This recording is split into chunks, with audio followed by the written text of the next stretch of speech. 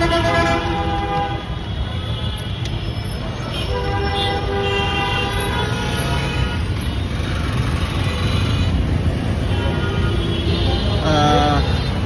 2025 সালের ঈদ উল ফিতরে একটা লম্বা ছুটি পড়েছে।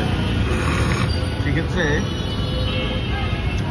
যারা কোর ঢাকাবাসী অল টাইম ঢাকায় ঈদ উদযাপন করে, ছুটির দিনগুলোতে থাকে, তাদের জন্য হয়তো এটা একটা মানে অল্প বাজেটের জন্য একটু বেটার একটা অপশন হইতে পারে। সব লোকজন, ম্যাক্সিমাম লোকজন এবার গ্রামের বাড়িতে চলে যাচ্ছে, কারণ এত লম্বা একটা ছুটি, এই ছুটিটা তারা বাসায় বসে এনজয় করার কিছু নাই।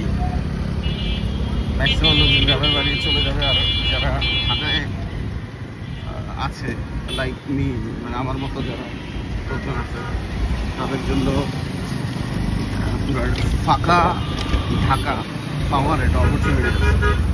অ্যান্ড আজকে আমরা হালকা পাতলা দেখতে পাচ্ছি যে গতকালকে হিউজ পিপল ঢাকা লিভ করেছে। আর আজকে মোটামুটি এখন কয়টা বাজে, ঘড়ির টাইম প্রায় 12টার মতো,